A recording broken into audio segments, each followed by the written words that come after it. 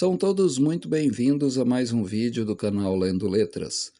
Uma coisa inquietante que é muito comum nas vidas de celebridades que têm problemas com depressão ou vícios é a infância ou a adolescência, ou ambos os períodos, carregados de violência doméstica da parte do pai, da mãe ou de ambos. Entre as cantoras e atrizes, é impressionante o número de biografias em que consta a agressão sexual no recesso da casa que deveria ser um lar.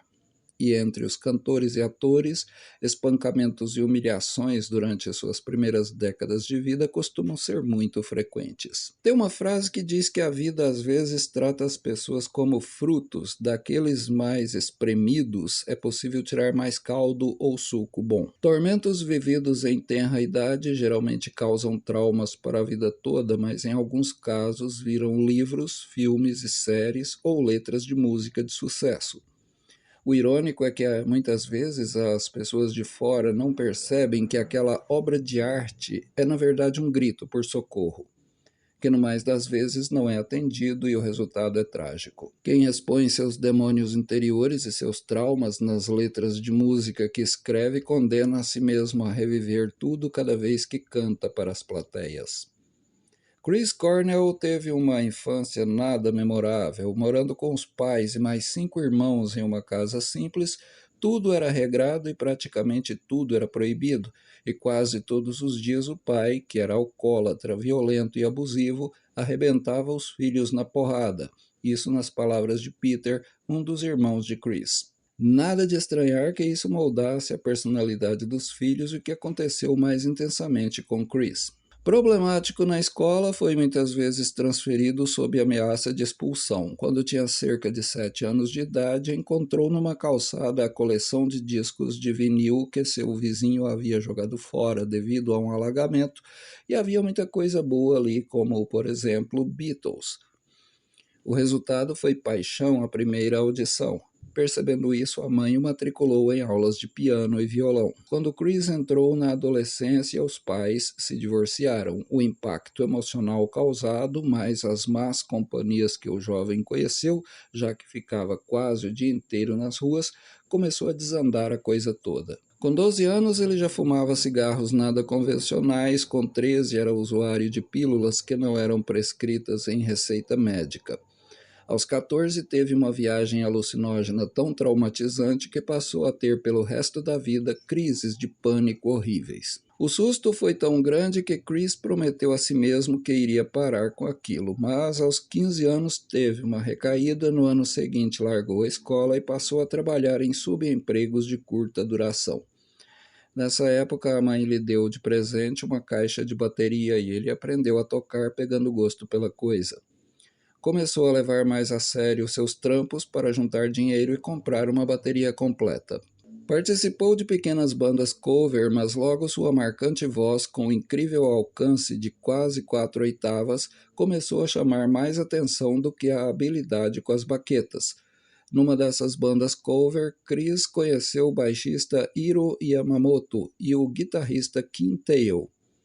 Em 1984, formaram a banda que seria uma das fundadoras do movimento grunge, o Soundgarden. Lançaram álbuns de sucesso, tiveram músicas nas trilhas sonoras de videogames famosos como GTA San Andreas e ganharam 2 prêmios Grammy. Em 19 de março de 1990, Andrew Wood, um grande amigo e colega de quarto de Chris e vocalista da banda Mother Love Bone, faleceu vítima de overdose. Muito abalado, Cornell começou a escrever algumas canções homenageando o falecido amigo e resolveu chamar alguns desses roqueiros para montar um supergrupo temporário e lançar um álbum em homenagem a Andrew. Daí nascia o Temple of the Dog. Paralelamente, o Soundgarden estava em seu auge, mas desentendimentos internos levaram Chris a sair do grupo e cair de novo nas drogas e no álcool. Tentou carreira solo com o disco Euphoria Morning, de 1999, mas não deu certo. Ocorre que outra banda famosa, o Rage Against the Machine, tinha acabado e os remanescentes precisavam de um vocalista. Chamaram Chris e nasceu o Audioslave. Em apenas 19 dias, eles escreveram 21 músicas, das quais 14 foram suficientes para compor e lançar o seu primeiro álbum com o mesmo nome da banda, em 18 de novembro de 2002.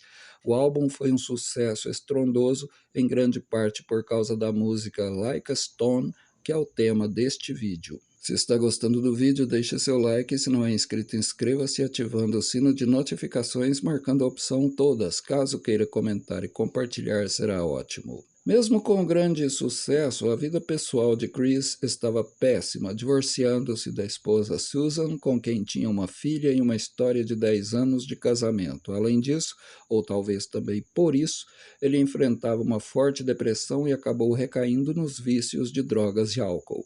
Like a Stone é sobre isso. Em uma tarde confusa, em um quarto cheio de vazio, de maneira livre eu confesso que estava perdido nas páginas de um livro cheio de morte, lendo como morreremos sozinhos e se formos bons nos deitaremos para descansar em qualquer lugar que queiramos ir. A letra fala de um homem depressivo que está sozinho num quarto de hotel de beira de estrada, e durante uma tarde vazia e silenciosa ele reflete sobre o seu passado durante seus últimos segundos de vida. Na música, o homem está lendo um livro cujo nome não é mencionado, mas fica subentendido que se trata de algum livro religioso, provavelmente o Novo Testamento, que é muito comum nas cabeceiras de alguns hotéis baratos. Numa outra interpretação, há quem creia que o livro cheio de mortes seria apenas uma metáfora para a vida e sobre como ela é frágil e passageira, o contrário da morte, que é inevitável, solitária e eterna. No meio de tanto pessimismo, ele tenta buscar conforto na crença de que quem for uma boa pessoa vai para um lugar bom depois que morrer. E em meu leito de morte eu vou rezar aos deuses e aos anjos, como um pagão para qualquer um que me levará para o paraíso, para um lugar do qual eu me lembro, eu estive lá há tanto tempo, o céu estava arroxeado, o vinho era como sangue, e lá você me conduziu.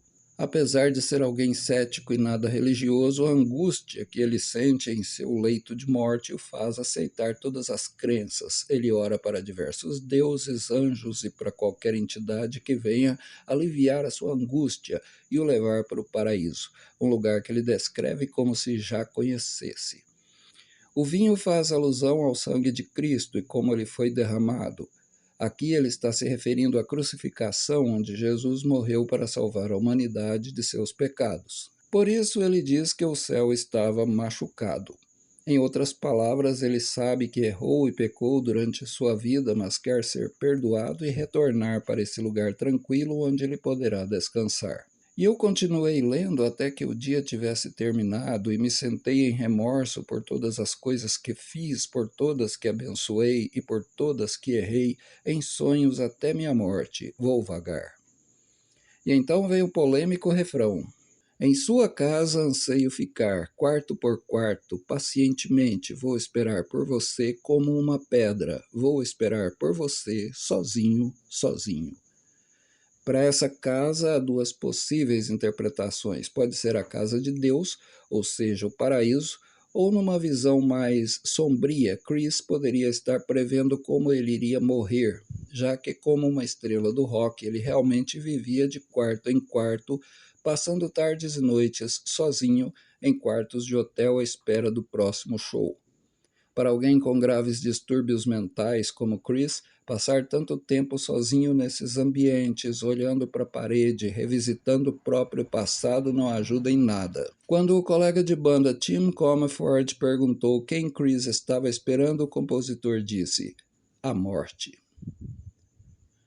Que para Chris veio no dia 17 de maio de 2017. Ele foi encontrado deitado no chão do banheiro de um hotel, já sem respirar e com uma faixa no pescoço. Muito obrigado por ter assistido até aqui. Continue conosco no canal Lendo Letras.